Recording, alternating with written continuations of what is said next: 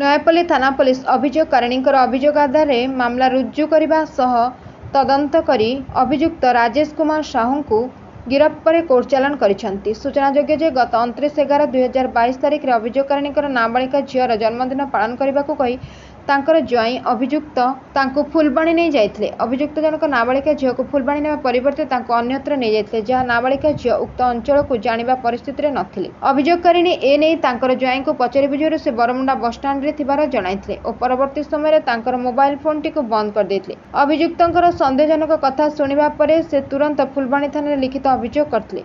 ଫୁଲବାଣୀ ଥାନା ପୁଲିସ ସହାୟତାରେ ନାବାଳିକାଙ୍କୁ ଉଦ୍ଧାର କରାଯାଇଥିଲା ଓ ତାଙ୍କର ମାଙ୍କୁ ହସ୍ତାନ୍ତର କରାଯିବା ସହ ଫୁଲବାଣୀ ଥାନାଧିକାରୀଙ୍କ ନିର୍ଦ୍ଦେଶ ମତେ ଅଭିଯୋଗକାରିଣୀ ଏ ନେଇ ନୟାପଲ୍ଲୀ ଥାନାରେ ଲିଖିତ ଅଭିଯୋଗ କରିଥିଲେ। ନୟାପଲ୍ଲୀ ଥାନା ପୁଲିସ ତଦନ୍ତ